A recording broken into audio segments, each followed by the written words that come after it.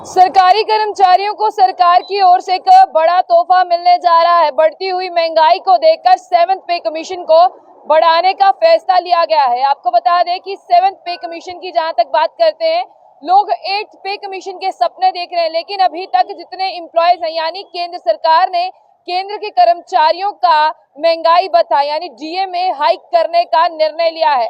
जहां तक आपको बता दें कि 24 मार्च 2023 को इसे बढ़ाया गया था और इसे 4% बढ़ाया गया था, यानी 38 से 42% पर इसे रोक दिया गया था। लेकिन अब ये सरकार ये समझ रही है कि बढ़ती हुई महंगाई का असर जो है वो सरकारी कर्मचारियों की जेब पर यानी केंद्र सरकार के जितने केंद्र कर्मचारी हैं उन पर पड़ रहा है।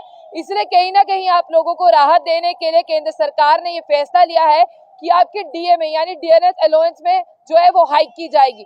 24 मार्च 2023 को इसे 4% बढ़ाया गया था, 38 से बढ़ाकर जो है 42% किया गया था। और आपको बता दें कि 7th पे कमीशन के बढ़ने से आपकी सैलरी में भी उछाल आएगा और 120 दिनों में आपको 50 गुना जो है वो लौटाया जाएगा। यानी 120 दिनों की जहां तक मैं बात करूं, आपको 50% जो है वो इजाफा होने वाला है। और 7th पे कमीशन में केंद्र सरकार ने अपने कर्मचारियों को डीए हाइक करने की जो है सूचना वो दी है।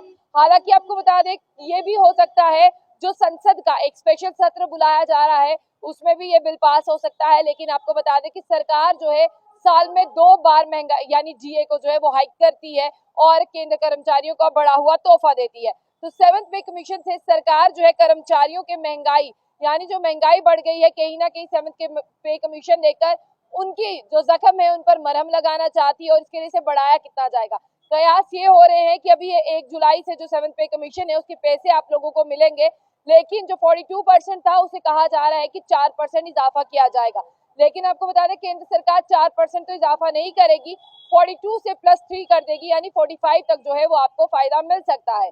अब आप यहाँ पर सुने 24 मार्च 2023 को 4% बढ़ोतरी हुई थी तो 38 से बढ़कर 42 कर दिया गया था। लेकिन केंद्र सरकार ने केंद्र कर्मचारियों के लिए एक बड़ा ऐलान किया है और वो बड़ा ऐलान ये है कि आप लोगों को अब बढ़ा हुआ डीए मिलेगा और डीए में हाइक होगी और ये सैलरी में भी जो है एक भारी उछाल आएगा। और डीए की 3% बढ़ोतरी की जो है वो आशंका है यानी 42 +3 कर दिया जाएगा 45। जो लोग कह रहे हैं 42 +4 यानी 46 जो है वो नहीं होने वाला। ये भी कहा जा रहा है कि जो संसद का एक स्पेशल सत्र लगने वाला है उसमें सरकार ये बड़ा और अहम फैसला ले सकती है। 42% मिलता है महंगाई यानी आप भी जानते हैं कि ये आप केंद्र के कर्मचारियों को महंगाई से राहत है, लेकिन ये मिलेगा क्यों?